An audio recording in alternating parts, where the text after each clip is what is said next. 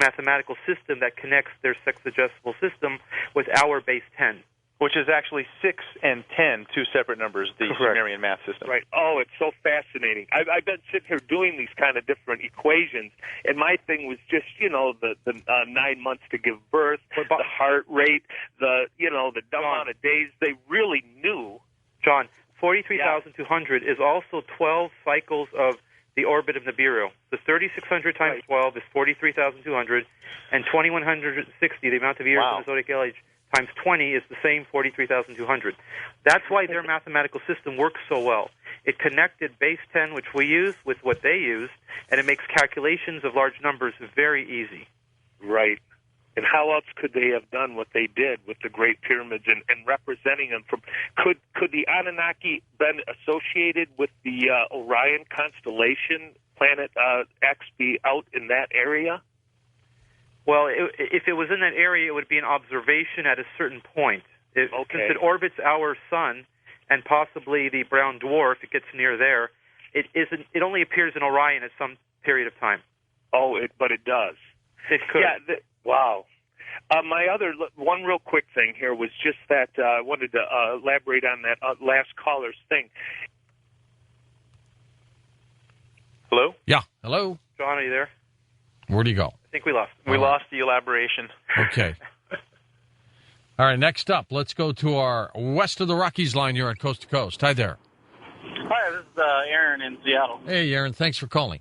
All right, thanks for having me. I find fascinating the interpretation of religion and with the Anunnaki and aliens. So my question was if they might have had anything to do with the development of Buddhism, which isn't technically really a religion. It's more philosophy or science of mind.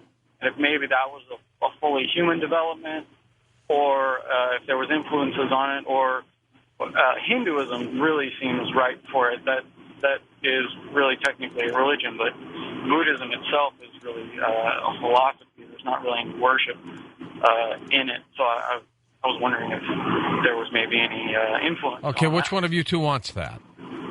Jason, do you want to talk? Well, the only thing I can answer the caller is in the regard of saying that there are actually much older texts than even Sumerian, Indian texts, for instance, that talk, Vedic texts that speak of Vimanas that used to come down and flying craft and all types of interesting things that happen from the Vedic texts, which are much, we're talking like 10,000 years old. So, I'm sure there is a crossover with some of this information from other cultures, which, if they're more technologically advanced, they're also going to be more spiritually advanced and bequeath information in those regards. But I specifically have focused on the Sumerian culture and really have not had the time yet in my life to divulge further into other cultures at this magnitude. Aaron, have you heard of a Brahma in the ancient... Yeah, he's listening on his radio now. Oh, okay. Well, Brahma, if you add an A to the front of Brahma, you have Abraham. There's a very strong connection to the king list of the Sumerian king list and the ancient Indian Vedic text king list. The connection is so strong that some of them share the same names, plus or minus a letter in the beginning or a sound or a vowel in the beginning or the end. There's a very strong connection that Inanna Ishtar went over to the Indian area and other places. I've been studying Easter Island script to see if that also connects with some of Indus Valley script.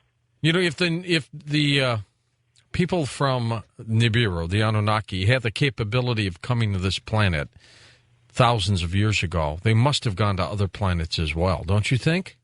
They did, for sure. It's recorded. We know they went to Mars because there's evidence of that in the record of the descriptions. Did they have a civilization there, or did they just merely use it as a base? A way station, a mining transport. Yeah, we describe it more of a way station, which would be temporary residence. There's evidence that indicates that Mars had natural disasters and wiped out not only part of their atmosphere, but the water, froze up. So it wouldn't have been a good place for long-term civilization. But they definitely went all over the planet Earth because there's evidence and consistent structures all over this planet. And George, to be honest, my personal feeling about what possibly is happening on Mars in relation to structures or any, physical evidence left by the Anunnaki, there are tablets. One of Sisson's latest books, The Lost Book of Enki, is a record by one of the Anunnaki, various languages telling this story, but the concise version of it told by Zechariah is that, one of these Anunnaki actually, his memorialized face was left on the surface. That's the face on Mars. I love it. I love it. There has to be some type of connection. And the only thing I'd throw out there, NASA, National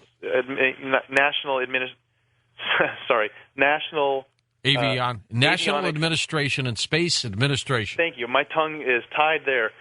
They have not always had the best track record for showing us the complete record of what's going on Mars. So I don't personally trust only the data that we have. These stories, in conjunction with the data, shed light to say that maybe the story and the pictures painted by Mars today aren't physically actually what everything is encompassing up there. There could be things there today that they're not showing. I think you're both right. Come back next with final calls. And our next Coast to Coast program, Gerald Epling joins us. He's going to jump on board the work of Cleve Baxter. Remember Cleve? He was the one who hooked up the lie detector electrodes to a plant, and he was able to see some kind of emotion. It's an incredible story. Well, Gerald will pick up on that and carry it forward. So that's our next Coast to Coast show. Welcome back, Jason and Eric. Before we go back to final calls, how about you, Jason? Take a moment or two. I'd like you to just summarize your position here. Yes, sir. Well, just as an overall broad format, what I have taken the position on is that all throughout history, there are pieces of ancient technology which paint a picture for us that, for instance, extraterrestrial visitation or some type of advanced technology has been part and present in our past and is echoed throughout many cultures. So what we see is described as mythology from all the different cultures around the world. I've taken the standpoint that these are not mythological tales, and using modern science, we can start to confirm many of the things they were discussing. So we have to start to look at that line in the sand, as I referred to earlier, and say, is it possible that extraterrestrials do in fact exist? And if so, they probably have been here a lot longer than we have. Okay. How about you, Eric? Well, it's funny, as I'm going to cover something in the solar system. The evidence that this solar system has been bombarded with visitors or nemesis like Nibiru and its orbiting debris that comes with it is interesting. A lot of people don't know this, that Venus spins retrograde to the rest of the planets in our solar system, which means the sun does not rise in the east and set in the west.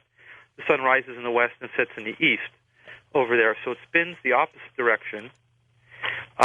Uranus is laying on its side. Its magnetic field is up and down compared to every other planet, which has a little bit more to the ecliptic plane.